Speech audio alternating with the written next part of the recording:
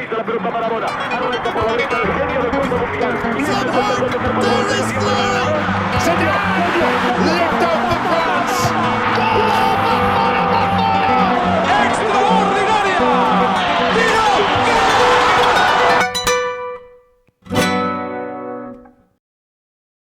If one were to think of the most memorable underdog stories in football's recent history, the first images that would probably come to mind would be Costa Rica's run to the quarterfinals at the 2014 World Cup, Wigan FC winning the FA Cup in 2013, Iceland eliminating England at Euro 2016, Croatia finishing runners-up at the 2018 World Cup, and of course the obvious one, Leicester City winning the Premier League.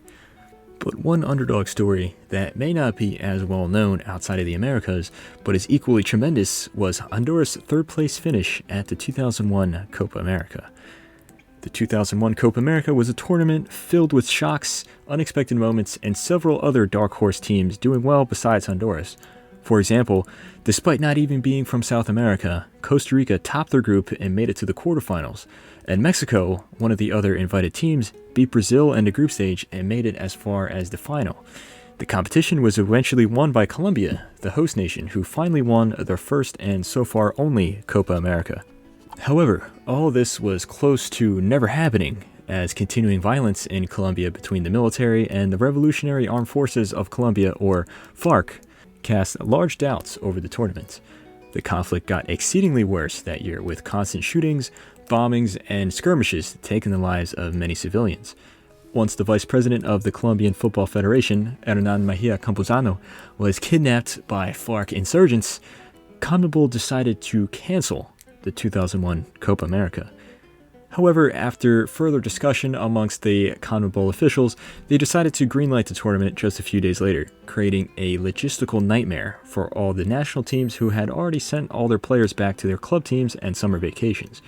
Initially, the two invited teams to the 2001 Copa America were Mexico and Canada. However, Canada had already sent their entire squad back home and were unable to convince them to come back. Therefore, Canada had to decline their invitation. Fortunately for CONMEBOL, Costa Rica were glad to take Canada's spot.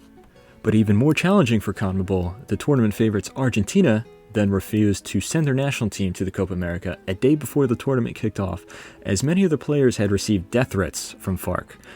Honduras saved the day when they agreed to fill the final spot at the 2001 Copa America, and the Colombian Air Force flew in the squad just a few hours before their opening match against Costa Rica, as Argentina were drawn into Group C with Uruguay, Bolivia, and Costa Rica. Due to the extremely short notice, the squad Honduras sent was missing several other key players, such as their all-time leading goal scorer Carlos Pavon, Sunderland's Milton Nunez, and the goalkeeper Vilmar Cruz.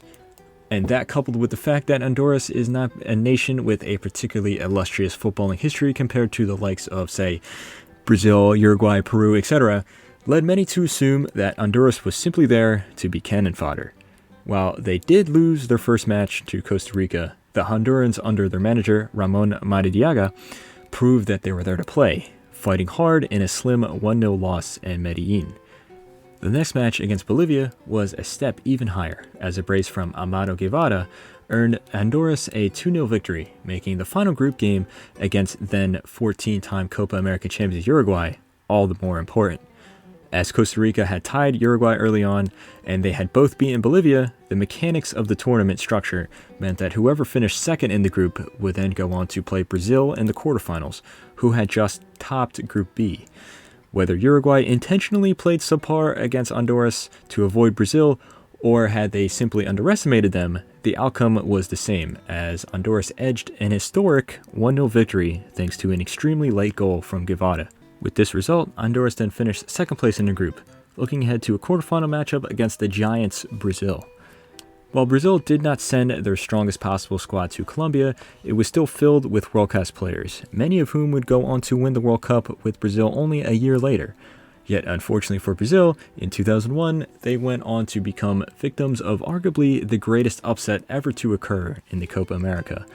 A masterclass performance from the Honduran national team surprised everyone and sent the Samba Stars packing as Saul Martinez stabbed home a brace, solidifying his name in Honduran history books.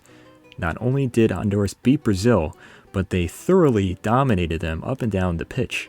The manager of the Seleção at the time, Luis Felipe Scolari, known in Brazil as Filipão, even proclaimed that he will always be remembered as a Brazilian manager who lost to Honduras, but at the same time admitting that Honduras were clearly the better team and had deserved to go through. But of course, Filipão need not worry, as he will forever be remembered for something much, much worse in about 13 years when he managed Brazil to a certain World Cup semifinal against Germany. After eliminating Brazil, Honduras then lined up against the host nation Colombia in the semifinals.